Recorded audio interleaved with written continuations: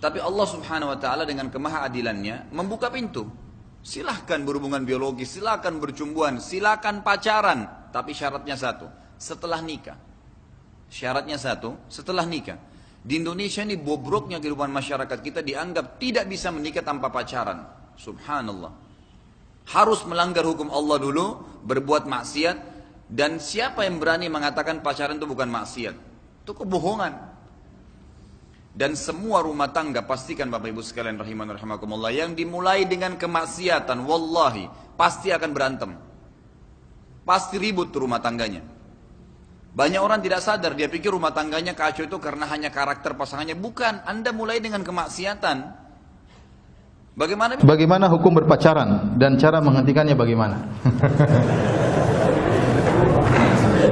Berpacaran ya.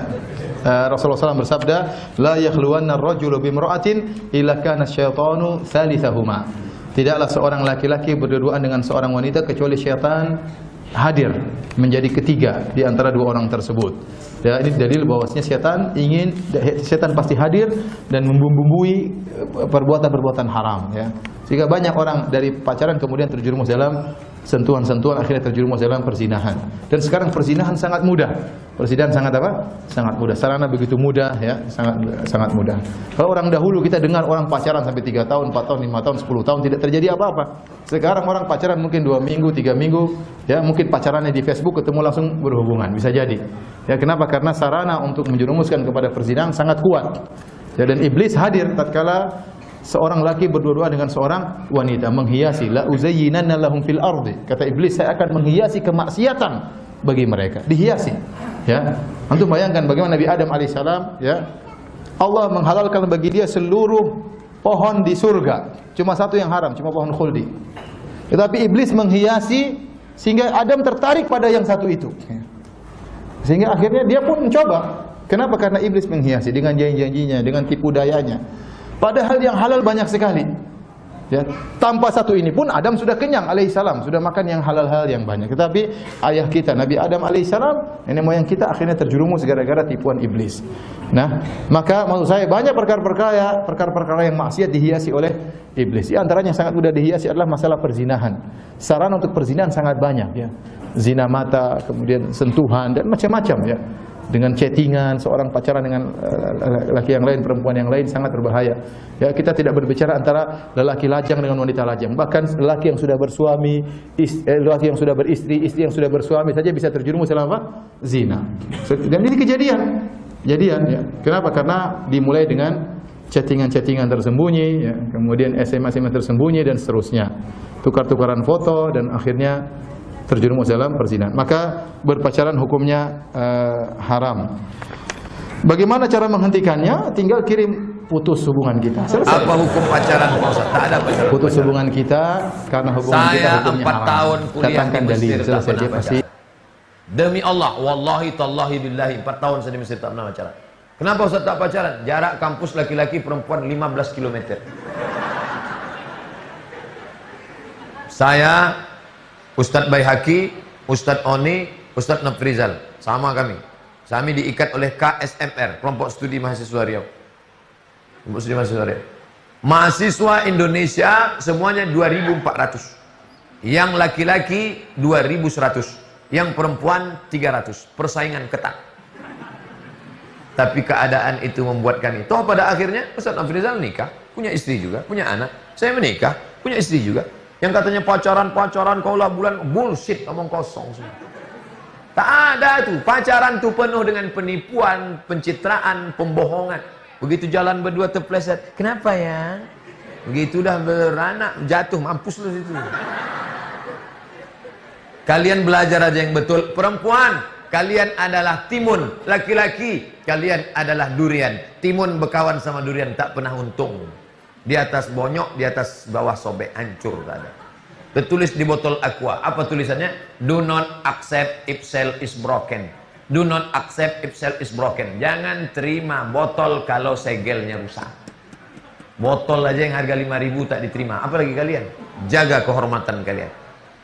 Jodoh di tangan Allah. Kalau sudah masanya kan tiba juga.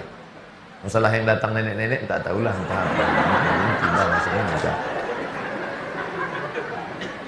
Nampaknya ada yang cantik Pak Ustadz, saya berkenan mau nikah sama dia. Datang ke Tuan Syekh, datang ke Pak Hafid, datang ke Pak Tua Yayasan, datang ke Pak Rektor. Mereka akan bawakan, dita'arufkan, dikenalkan, nikah. Nikah dengan baik, undang, saya akan datang ceramah nasihat pernikahan. Habis itu kalian akan menjadi keluarga sakinah, mawaddah, warahmah, insyaallah. Amin.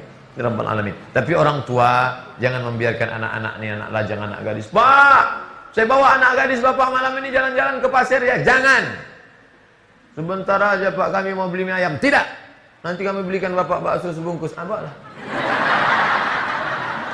Ini yang rusak. Kalau udah aku bilang sekali jangan. Sebentar aja Pak. Tidak. Sekali tidak. Tidak. Kalau udah aku katakan tidak. Tidak. Jangan Pak.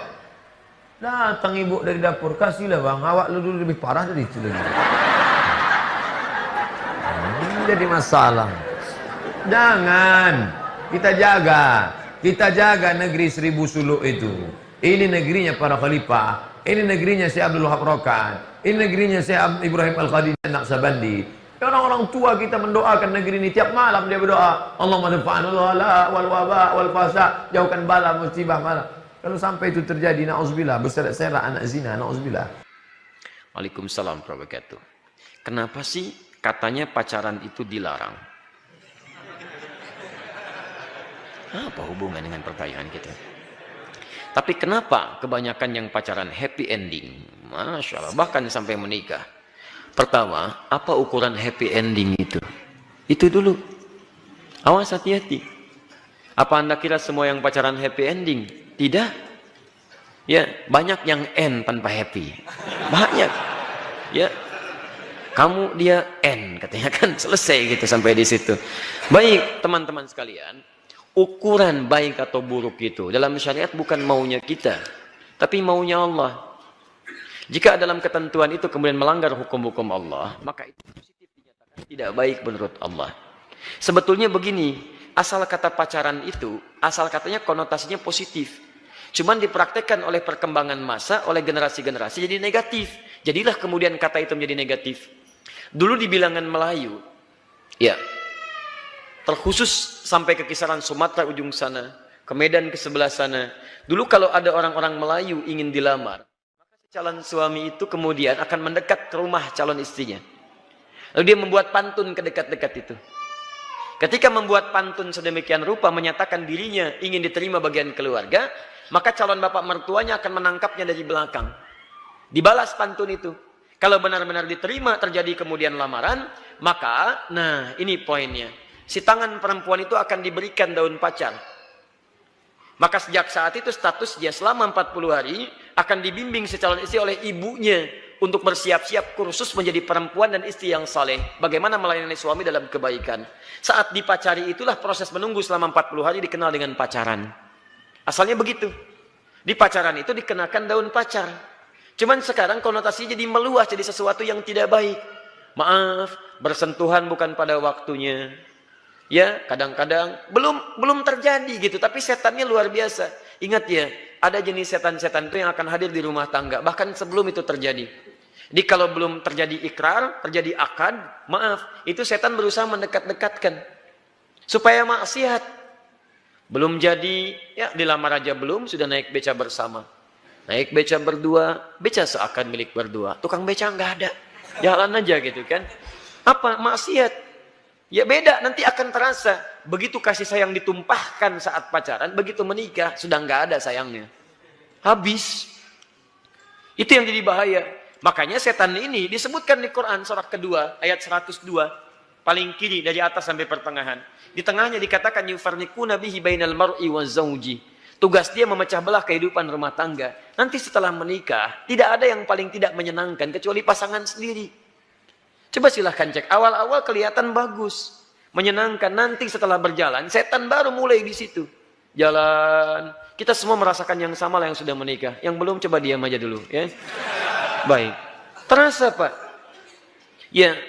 Coba cek bandingkan, sebelum menikah, itu pasangan kita yang paling bagus. Setelah menikah, istri orang kadang-kadang lebih bagus dibanding istri kita. Dilihat, ya, coba antum mau ke kantor, mah ke kantor dulu, ya udah. Suami orang ke kantor Pak, masya Allah, halus banget. Perempuan juga sama.